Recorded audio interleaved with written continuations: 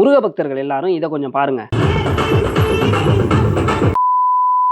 இது என்ன சாங் அப்படிங்கிறது உங்களுக்கே நல்லாவே தெரிஞ்சிருக்கும். இந்த பாட்டை போட்டுக்கிட்டு எங்க டான்ஸ் ஆடிட்டு போறாங்கன்னு தெரியுமா? பழனி பாத யாத்திரைக்கு தாங்க. சில வருஷத்துக்கு முன்னாடியெல்லாம் இந்த மாதிரி டாடா ஏசி எடுத்துக்கிட்டு பழனி பாத யாத்திரைக்கு யாருமே வரமாட்டாங்க. ஒரே ஒரு மாத்து துணி மட்டும் எடுத்துக்கிட்டு அவங்களோட பொருளை அவங்களே சுமந்துக்கிட்டு பழனி பாத யாத்திரையா வருவாங்க. அப்படி வர்றப்ப கால்வழி தெரியாம இருக்கிறதுக்காக அரோகரா சொல்றதும் முருகனோட காவடி பாட்டை பாடுறதும் வழக்கமா வச்சிருப்பாங்க.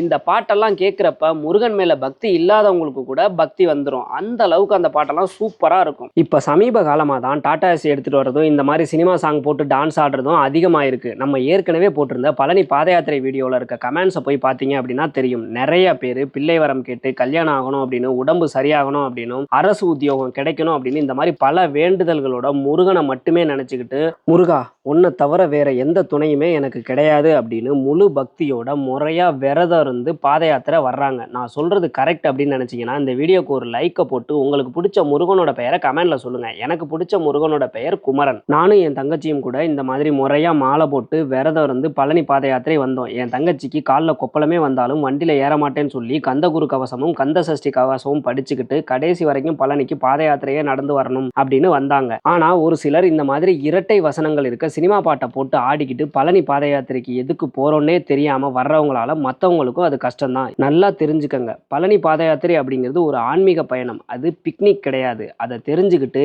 இவங்க எல்லாருமே திருந்தினாங்க அப்படின்னா அவங்களுக்கும் முருகனோட அருள் பரிபூர்ணமா கிடைக்கும். இந்த மாதிரியான கோவிலை பத்தின அப்டேட்ஸ் எல்லாம் தெரிஞ்சுக்கிறதுக்கு மறக்காம நம்ம சேனலை சப்ஸ்கிரைப் பண்ணி வச்சுக்கோங்க.